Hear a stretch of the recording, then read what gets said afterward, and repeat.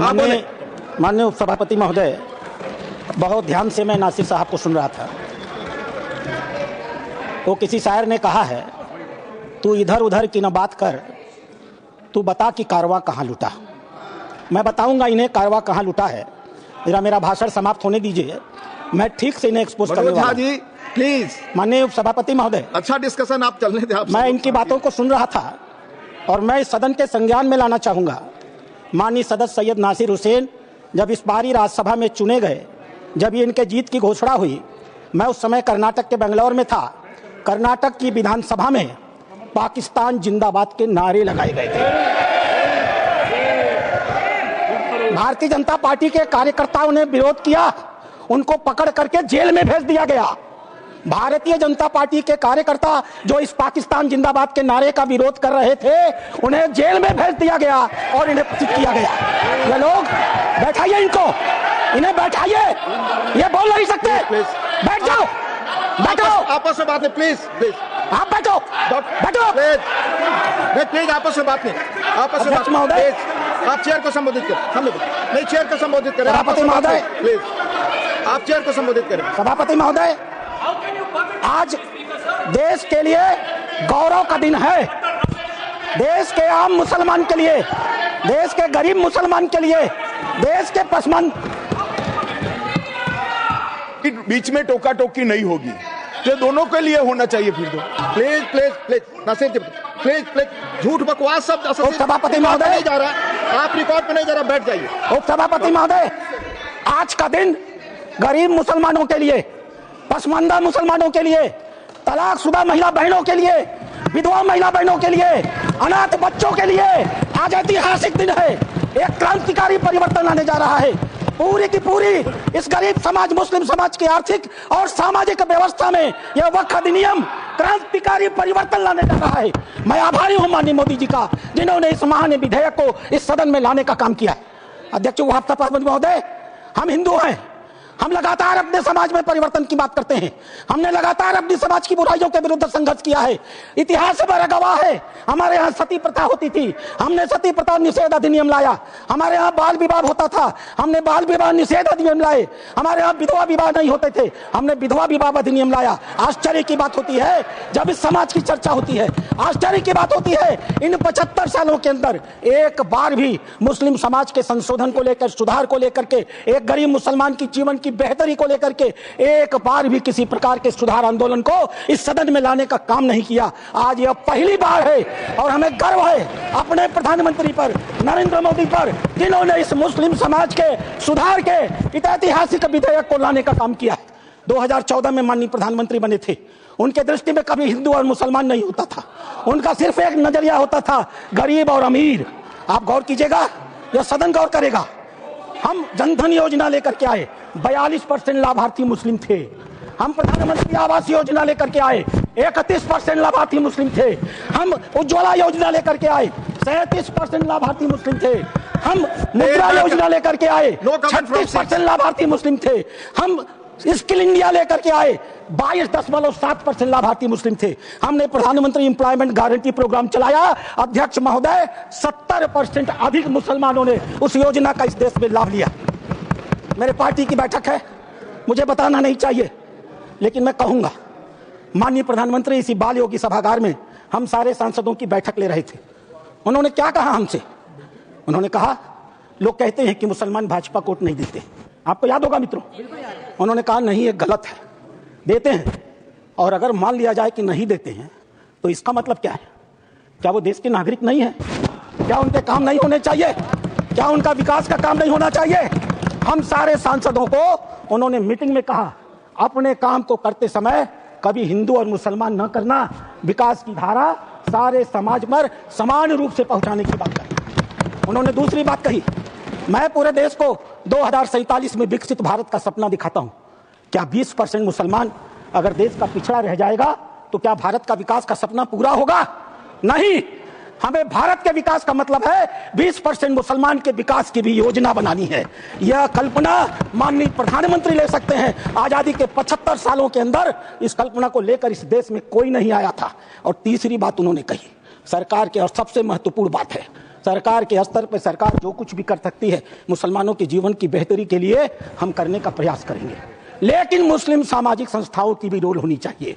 ये मुस्लिम personal law board की भी भूमिका होनी चाहिए, या जमायत उलेमा की भी भूमिका होनी चाहिए, या वक्फ कमेटियों की संपत्तियां जो पड़ी हुई हैं उनकी भी मुसलमानों की जिंदगी को बेहतर करने में भूमिका होनी चाहिए। यह बात आज की नहीं थी, ये लोकसभा चुनाव के 6 महीने पहले की बात है अध्यक्ष महोदय। उस समय वो कल्पना लेकर चल रहे थे कि अगर हमने मुस्लिम वक्फ की संपत्तियों का बेहतर उपयोग कर लिया, पारदर्शी उपयोग कर लिया, उनकी आय को बढ़ा दिया, उनके ऊपर जो कब्जा करके लोग बैठे हुए हैं उन कब्जेदारों को हटा दिया, तो स्वाभाविक रूप से जो अकूत संपत्ति पूरे भारत में मुसलमानों के पास आएगी, हम उसका इस्तेमाल गरीब मुसलमानों की शिक्षा के लिए, जीवन की बेहतरी के लिए, उनके मुसलमान महिलाएं दर बदर भीख न मांगे, अपनी इज्जत का समझौता न कर सकें, कोई बूढ़ी मुस्लिम रात को खाली पेट सोने के लिए मजबूर न हो, हम उसके लिए व्यवस्था करके लाएंगे। और वस्तुतः अध्यक्ष महोदय, वक्फ अधिनियम की जो ही माननीय गृह मंत्री ने घोषणा किया, पूरे देश में तूफान आ गया। आश्चर्य होता है, वक्फ की घोषणा भी नहीं हुई, कानून सामने भी नहीं आए, विरोध शुरू हो गया। तुम्हारी मस्जिदें कब्जा कर ली जाएंगी, तुम्हारे दरगाह कब्जा कर लिए जाएंगे, तुम्हारे कब्रिस्तान कब्जा कर लिए जाएंगे, तुम्हारे मदरसे कब्जा कर लिए जाएंगे। मैं एक पत्रक लेकर के अध्यक्ष महोदय आया हूं। केरल और कर्नाटक की एक आतंकवादी संस्था है PFI, माननीय गृह मंत्री को आभार प्रकट करता हूं, उन्होंने बैन किया है। PFI की एक दूसरी संस्था है SDPI। आज SDPI, मेरे पास पर्चे हैं, मैं गृह मंत्री को सौंपूंगा और आपको भी दूंगा। आज SDPI पूरे देश में, मेरे पास राजस्थान के पर्चे आए हैं जहां SDPI सबसे कमजोर है, पूरे देश में पर्चे बांटे जा रहे हैं और बताया जा रहा है कि ये वक्फ कानून अगर आ गया तो मस्जिदों पर भाजपा सरकार कब्जा कर लेगी। आखिर क्यों?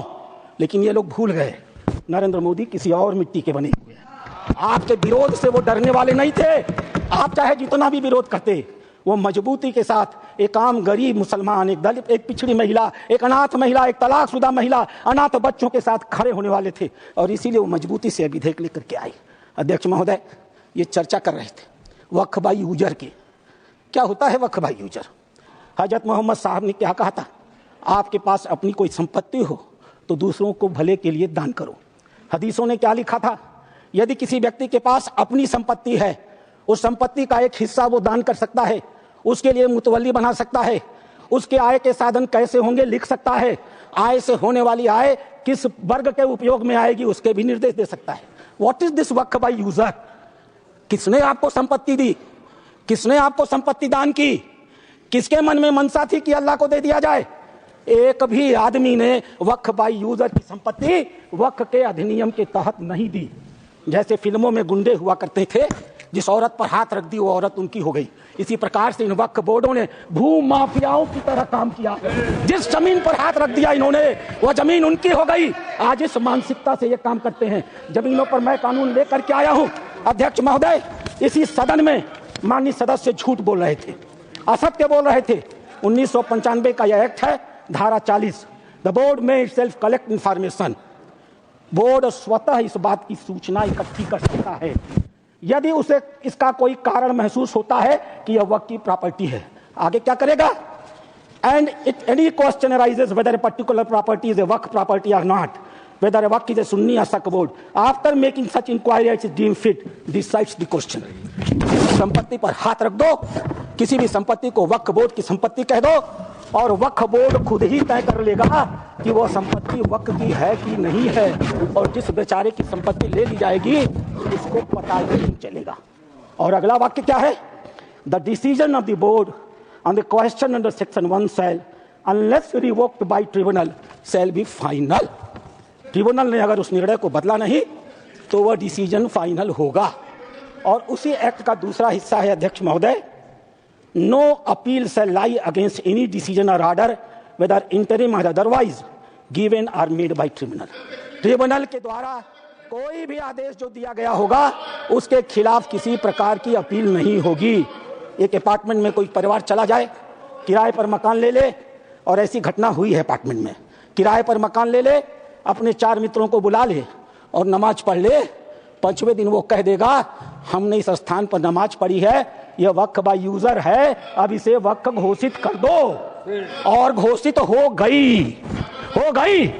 अध्यक्ष महोदय, आपके पास एक बड़ी जमीन है, खाली पड़ी है, बगल में कुछ मुस्लिम परिवार रहते हैं, उन्हें नमाज पढ़ने के लिए कहीं जाना होता है, वो उस जमीन पर नमाज पढ़ ले, आप हिंदू हैं, आप मना नहीं करते, 5 दिन 7 दिन नमाज पढ़ने के बाद वो लिख के दे देंगे कि हम लोग इस जमीन पर नमाज पढ़ते थे, अब यह वक्फ बाय यूजर हो गई, अब इस जमीन पर किसी का कोई अधिकार नहीं रहेगा। माननीय संसदीय कार्य मंत्री उल्लेख कर रहे थे उस घटना का, तमिलनाडु की घटना का उल्लेख कर रहे थे।